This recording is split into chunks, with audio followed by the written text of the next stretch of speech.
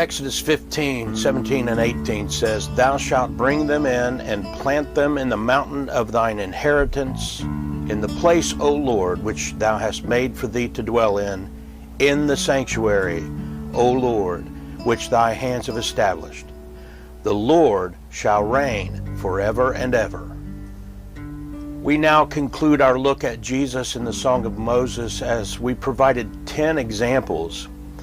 And fittingly, this is the 10th, and it speaks of the victory of Jesus over the enemies of Israel when he returns. This plays out in the book of Revelation, especially chapters 12 and 19 in reference to our text.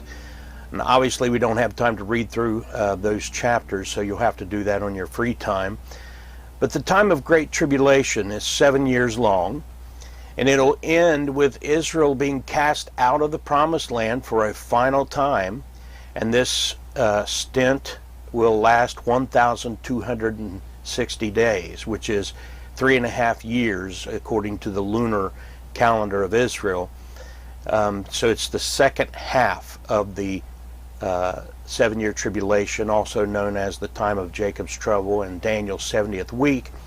And it's found in Revelation 12:6. And by the way, if you're not clear on what Revelation 12 is telling us, we taught on this about 10 years ago, and you can go back and listen. We went verse by verse through the book of Revelation, so you go to our website and look up those studies for a thorough study of these things. But Revelation 12 ends with a promise of the victory of Jesus Christ, the Messiah of Israel.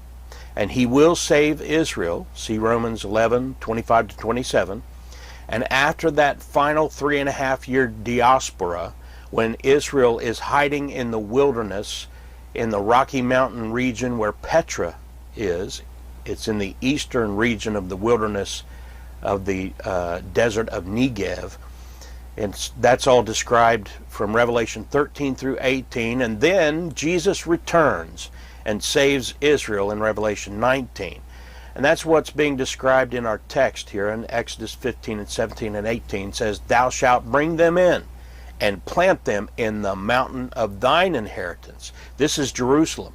And it's further described by Moses when he says, "In the place, O Lord, which thou hast made for thee to dwell in the sanctuary." Now that S in sanctuary should be capitalized because it's talking about the final temple to be built in the mountain of thine inheritance, which is Mount Moriah. You go back to Genesis 22:2, where Abraham was told to offer Isaac before the angel of the Lord, who was Jesus pre-incarnate, stopped that sacrifice. Isaac was picturing Jesus, who would one day on Mount Moriah be offered on the hill called Mount Calvary. And on that same mountain range, the Temple Mount sits.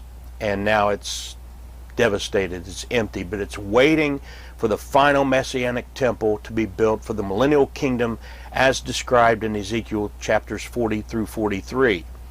Moses is prophesying of these things, and then he says, "O Lord, which thy hands have established, the Lord shall reign forever and ever."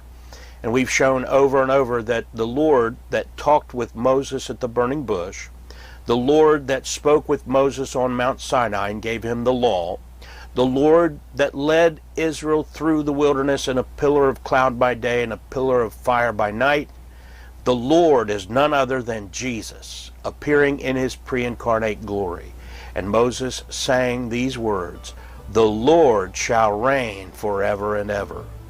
And just before Revelation 12 explains how these things are going to work out, we're told in Revelation 11:15, "And the seventh angel sounded, and there were great voices in heaven saying, The kingdoms of this world are become the kingdoms of our Lord and of his Christ, and he shall reign forever and ever." The same words of Moses.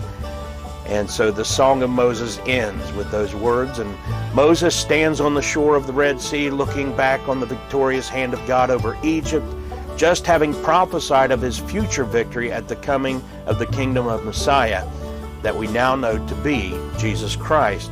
And then we read in Exodus 15:20 to 21, "Sing ye to the Lord, for he hath triumphed gloriously.